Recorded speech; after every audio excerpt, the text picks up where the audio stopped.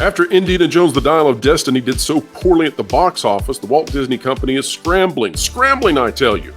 They don't need another Little Mermaid, they don't need another Elemental, they don't need another Strange World. And yet it appears that the Marvels could be the icing on the cake, the cherry atop the ice cream sundae of absolute failure. The Walt Disney Company is trying to drive up enthusiasm however they can for the Marvels, even despite the fact that fans say no, no, no to Brie, Brie, Brie. And so what will we see? Well, it turns out that Disney is looking to put Ms. Marvel, the defunct, destroyed Disney Plus show with no viewership, right on over to ABC. Let's talk about it right now.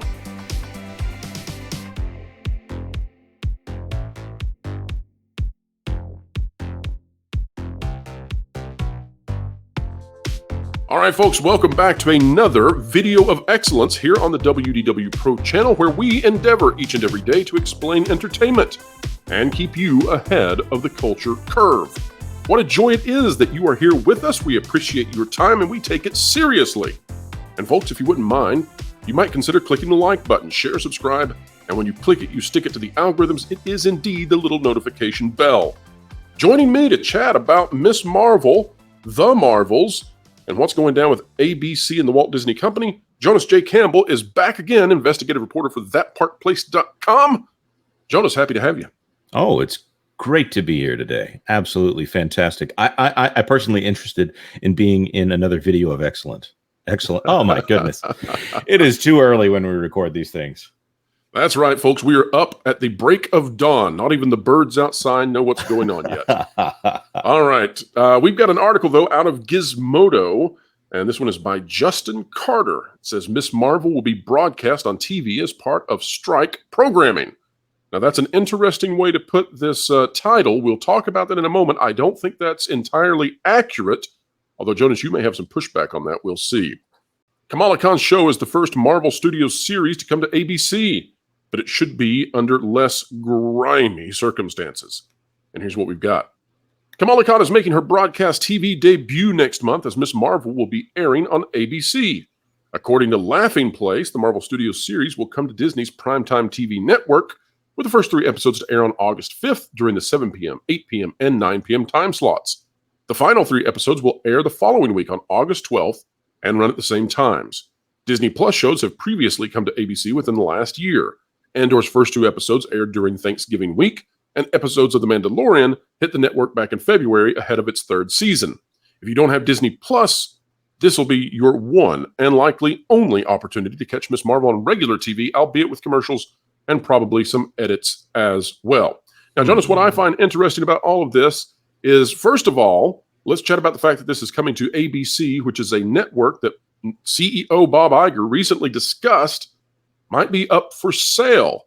So this is very interesting to me, Jonas, that Disney is continuing to use ABC as a conduit to promote their upcoming movies, i.e. they're going to put Ms. Marvel on the network in hopes that people will see it and then decide, I know this character, I'm going to go see the Marvels when it comes out in November.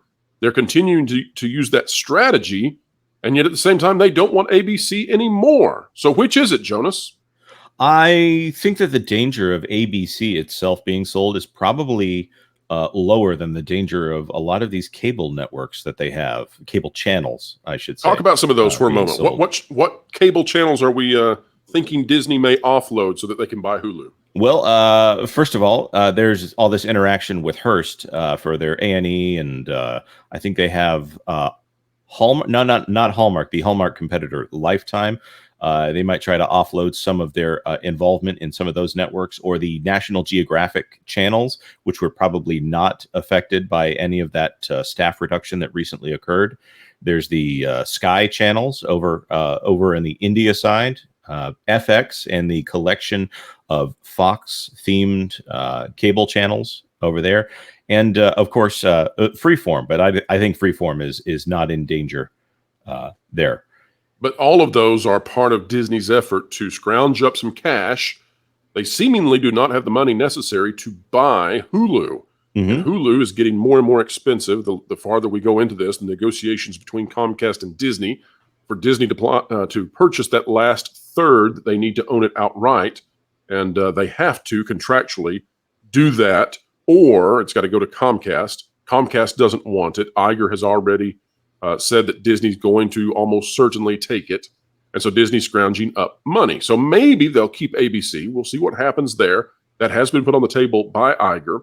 But another interesting thing, Jonas, about this situation is that it's said this is due to a strike situation, right? We know that Hollywood is in a strike. However, the cutting content should not yet be occurring. That probably won't be seen or felt until 2024. So what I think really is happening here is that Disney is trying to drum up support for the Marvels, right? The movie coming out this November, starring Brie Larson, and Disney knows that's probably not popular, and so they're desperate to find any way to get some support. Putting Miss Marvel, who's in that film, out on ABC is perhaps one last good chance to get people excited. Yeah, the thing I will add to that is, go ahead. If they were hoping to drum up excitement for the series, they know the binge model versus the weekly release model that they do with Disney Plus. One aspect to the weekly model is that over time you get to add build up for the show. It enters the social media landscape every week. In this case, they're airing 3 episodes on broadcast television, and then a week later, 3 episodes on broadcast television. If they were trying to pad out their schedule, I think they would go for a weekly release model instead of wiping out 3 primetime hours of television, presumably their highest ad-based slot on the broadcast networks. If they had flattened it out and done it over, I guess they have 6 episodes, so over 6 weeks. Yeah, I would say they're trying to fill a content slot. In this case, it seems like they're trying to push it out there for the PR benefit and maybe also a little bit of budgetary shenanigans between Disney Plus and ABC. Oh, that's a great point. We'll come back to that. Before we do, let's talk about the other 2 shows that Disney has done this with before and why they're significantly different.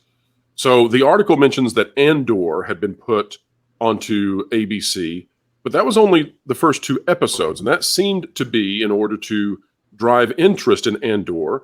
Of course, that never was made manifest, right? That never materialized. Andor was a very poorly viewed show. It's getting a 2nd season, inexplicably, yet it had horrible viewership.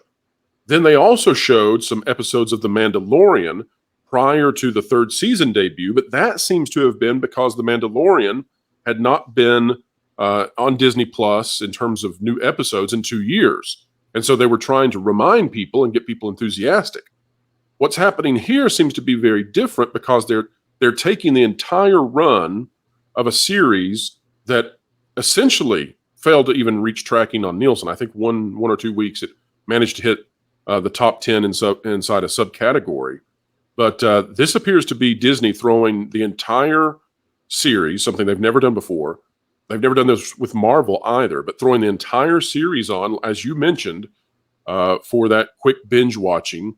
So I don't see this as being similar. Do you see any connections here, Jonas, with what Disney's done in the past, or is this novel? Other than the fact that Andor and Mandalorian obviously have done this, this is the first time they've done a Marvel Studios special in this space. Actually, I take that back.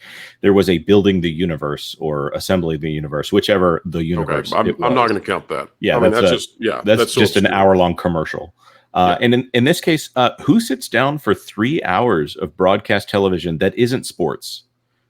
Even when you'll notice it's coming out before the NFL season starts. There's a reason for that as well. If you're wondering why they don't hold this until closer to the Marvel's release, well, that's your answer.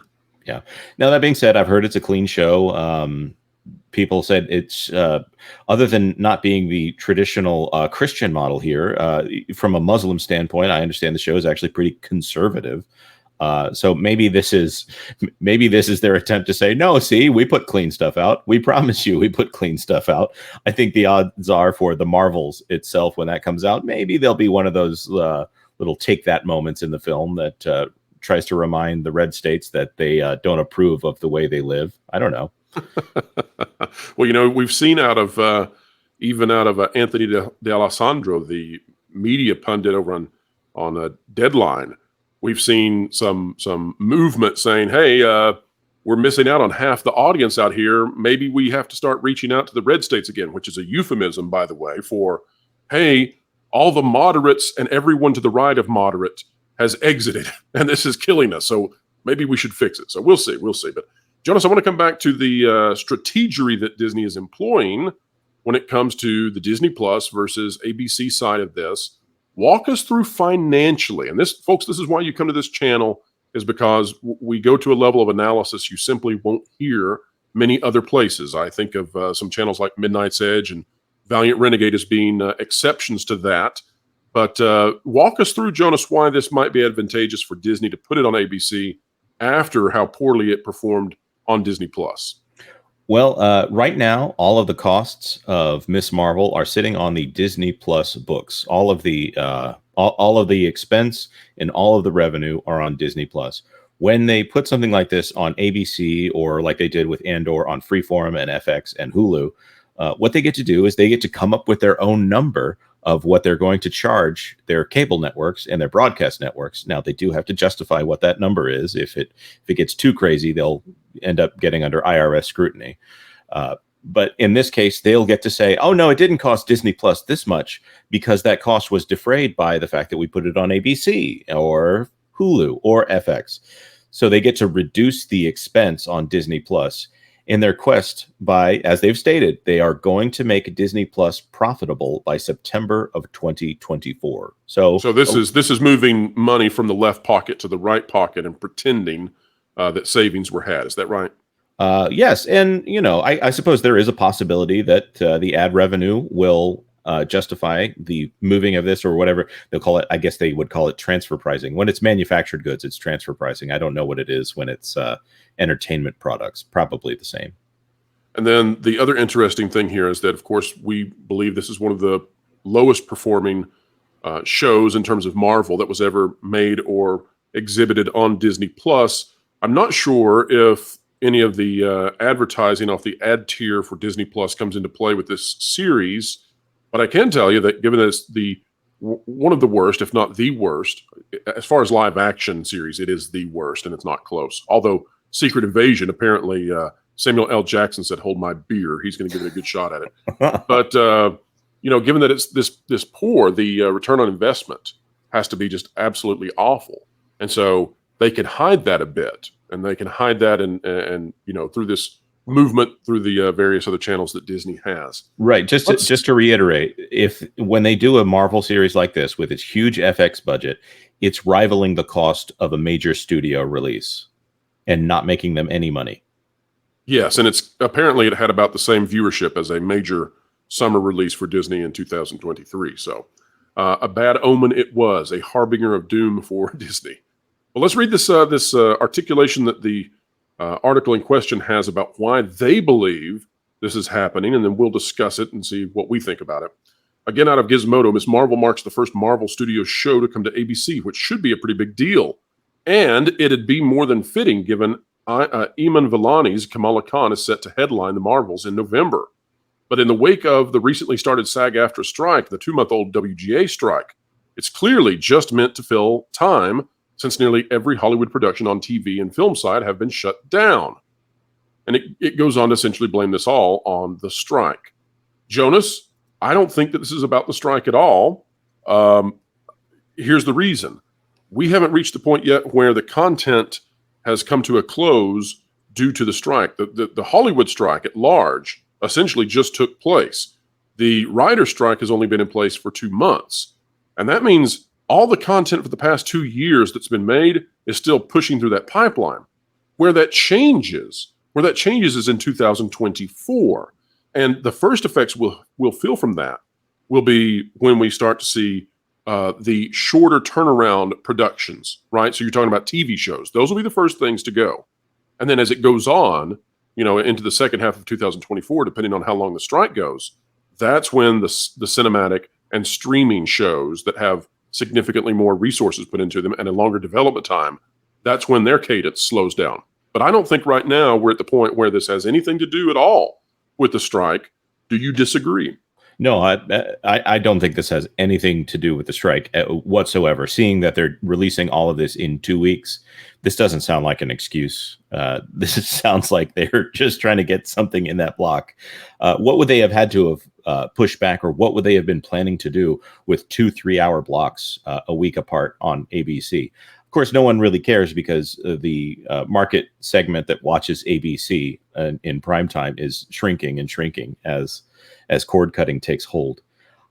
This also had to have been decided before they even knew that the actors would go on strike.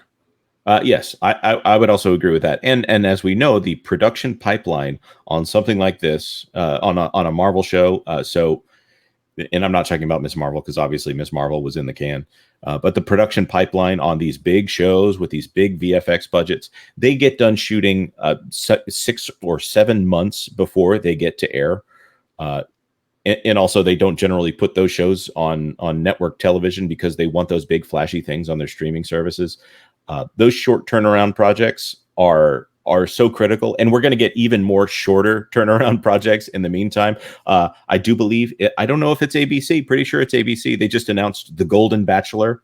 The Bachelor, but for the seniors crowd.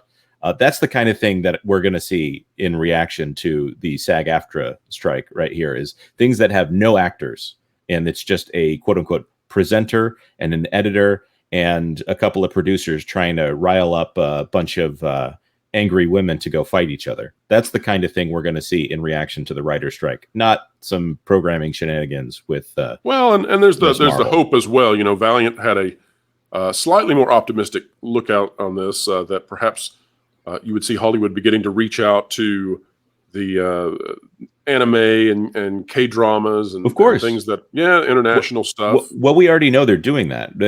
Disney has announced that they're purchasing a bunch of BTS behind the scenes. It's funny that it's BTS, the band, and also behind the scenes of BTS. Musical documentaries. That connection is smooth as butter. Good job, Jonas. Yeah. Thank you very much. They've bought a bunch of K content that is not under the SAG-AFTRA rules to put on Disney Plus for the last half of the year. I think the programming on Disney Plus is going to be affected before the linear broadcast stuff. Now, if they start releasing something to where it is that weekly model thing and they're probably going to go to their long-standing series, like the stuff that's been on Hulu for a while, the stuff that resembles normal television, that's the area where I think we will clearly see that they're trying to adapt to the SAG-AFTRA strike right there. Now, Jonas, I want to wrap up here with this conversation point. Given what has happened with so many of Disney's movies as of late, how worried must they be about the Marvels? Like, how scared should they be at this point that film could absolutely flop, even more than Indiana Jones and the Dial of Destiny?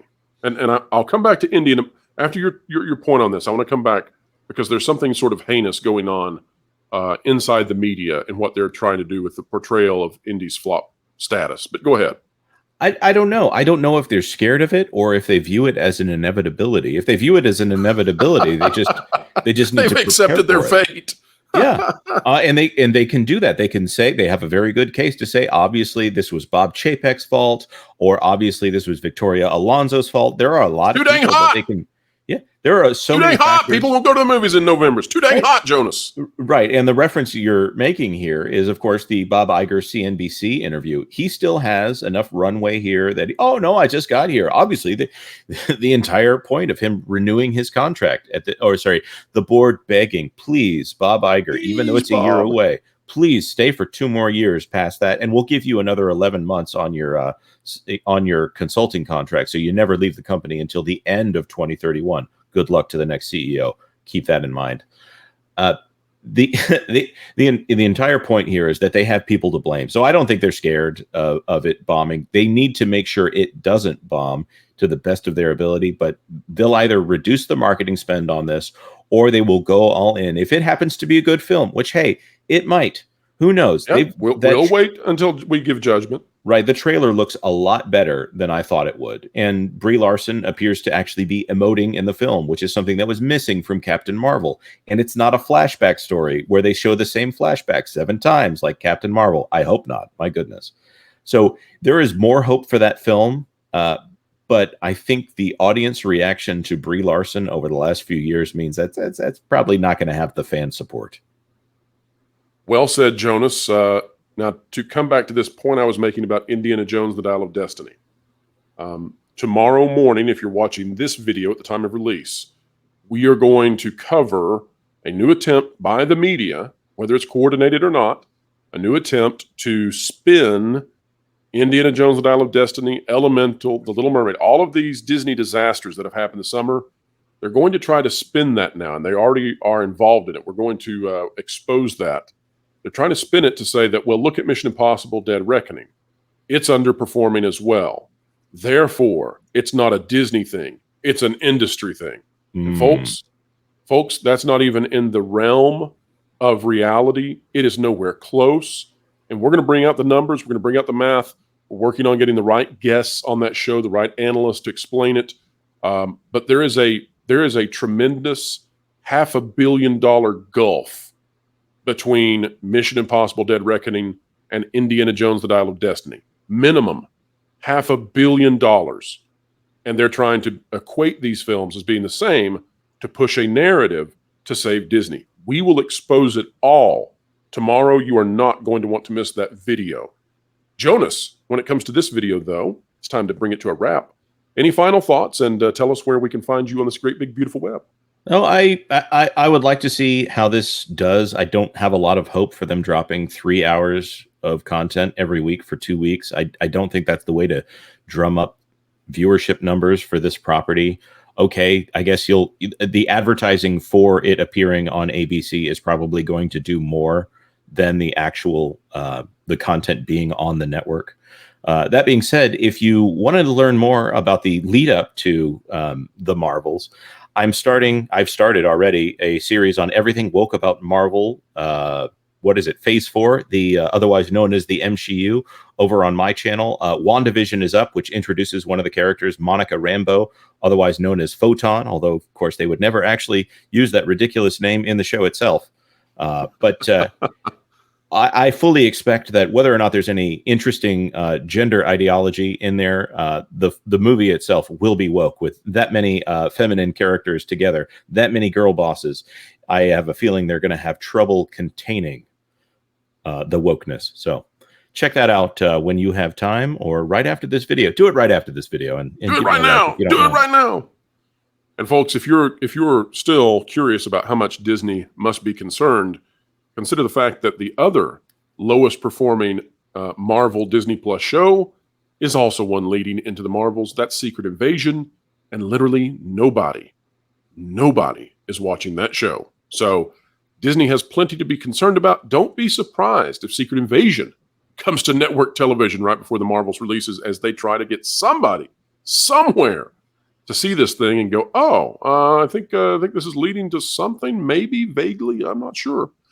But folks, we hope you have enjoyed this video as we have endeavored to explain entertainment, help you understand what's going on behind the scenes at companies like Disney when they make these kinds of moves.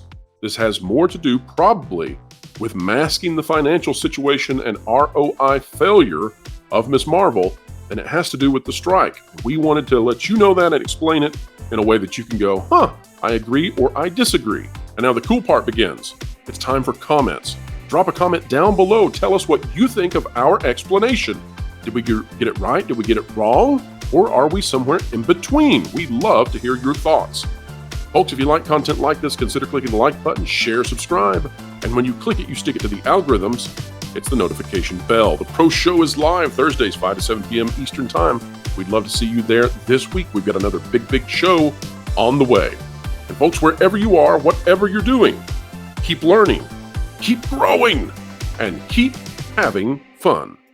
Floral, it's time for you to walk the plank. What? Why? Because you haven't subscribed to WDW Pro yet.